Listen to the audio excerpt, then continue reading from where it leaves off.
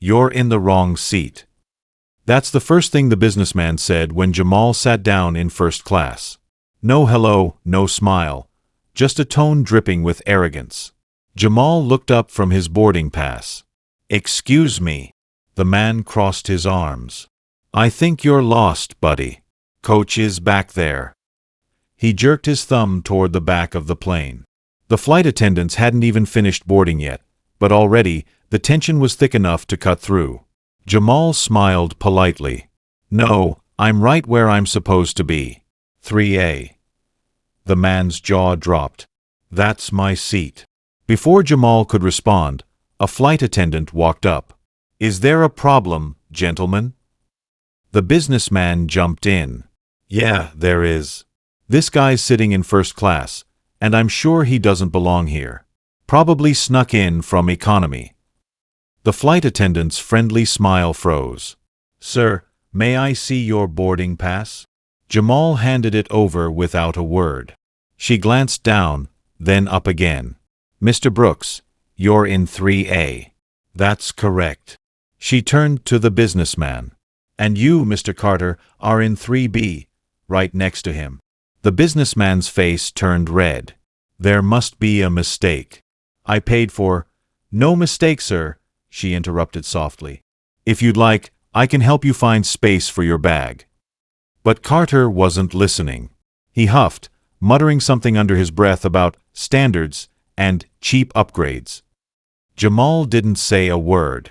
He simply looked out the window, calm as ever. Everyone was seated. The pilot's voice came on, smooth and confident. Good afternoon, folks. This is your captain speaking. We'll be taking off shortly for New York. Please fasten your seatbelts. Jamal smiled faintly. That voice, it was familiar. Carter leaned toward him. So what do you do, huh? His tone was mocking, but curious. I'm in aviation, Jamal said simply. Carter laughed. Aviation? Let me guess, you load bags. A few passengers nearby glanced over, sensing the tension. Jamal didn't rise to the bait. He just smiled. Not quite. Oh, Carter said, smirking. Then what are you? Maintenance? Security? Jamal took a sip of his water. Something like that. The businessman chuckled smugly. Right. Because, no offense, I just don't see many people like you in this section. The way he said, people like you, made it clear what he meant. The plane hit a patch of turbulence. Nothing major, but enough to make a few passengers nervous. One of the flight attendants whispered something to another, both glancing toward Jamal. Then, unexpectedly, one of them approached his seat. Captain Brooks, she said softly, we're experiencing some autopilot calibration issues. The pilot asked if you'd take a look. Every head nearby turned. Carter blinked. Wait, did she just say, Captain? Jamal smiled calmly, unbuckled his belt, and stood. Excuse me. He followed the attendant to the cockpit. Carter's jaw dropped. Wait, he's the captain? The older lady sitting across the aisle chuckled. You should have seen your face. Carter slumped in his seat, mortified. The passengers around him exchanged knowing glances. The co-pilot greeted Jamal with respect. Good to see you, sir. We weren't sure you were on this flight. Jamal nodded. Just heading home from a conference. Let's take a look at the issue. Within minutes, he pinpointed the problem, adjusted the settings, and reassured the team. You're all good now. The co-pilot smiled. Thank you, Captain Brooks. When Jamal returned to his seat, the entire first-class cabin had gone quiet. Carter straightened nervously. So, you're a pilot? Jamal smiled faintly. Chief pilot. I train the flight crews for this airline. Carter's face turned beet red. I didn't realize. I know, Jamal said calmly. You didn't think someone who looked like me could be here.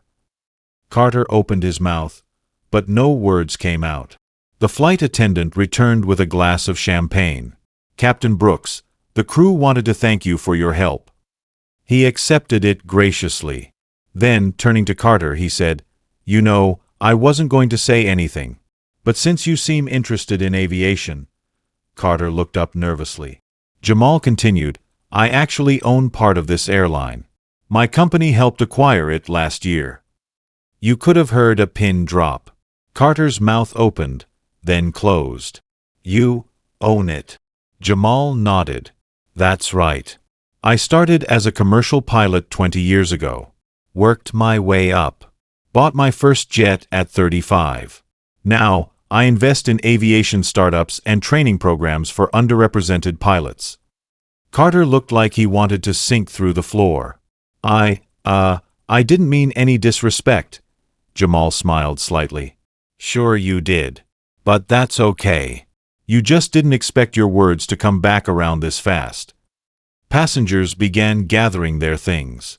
The woman across the aisle patted Jamal's shoulder. "Thank you for what you do, Captain. My grandson's learning to fly." Jamal smiled warmly. "Tell him not to give up. The sky's big enough for everyone." Carter fidgeted with his bag, avoiding eye contact. Finally, he muttered, "Look, man, I'm sorry. I was out of line." Jamal looked him straight in the eye.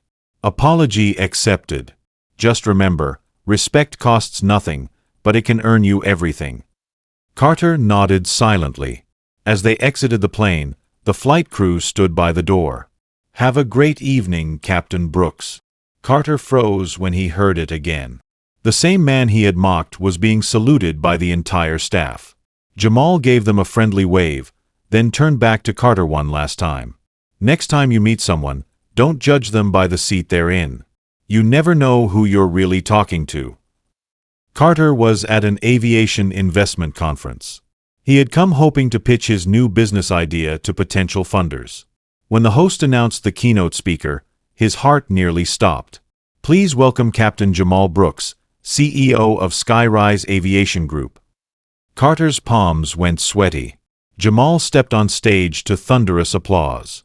He scanned the crowd, locking eyes with Carter for a split second, but didn't break stride. He began, "I was once told I didn't belong in the cockpit. That I didn't look the part. Today, I employ over 500 pilots from every background imaginable. Because excellence has no color, it has discipline, dedication, and heart." The crowd erupted. Carter clapped slowly, realizing how small his prejudice had been. After the speech, he tried to approach Jamal, but the security detail stopped him. Jamal simply gave him a polite nod from across the room, a silent acknowledgement that said everything words couldn't. So, what's the takeaway? It's simple: respect everyone, no matter who they are or where they sit. Carter thought wealth and privilege made him superior. But he learned the hard way that true class isn't about what's on your ticket, it's about what's in your heart. Because the person you look down on today might just be the one flying the plane tomorrow. Thanks for watching. If you enjoyed this story, hit that like button, subscribe, and share it with someone who needs a reminder that respect always comes first. See you in the next story, where karma always flies first class.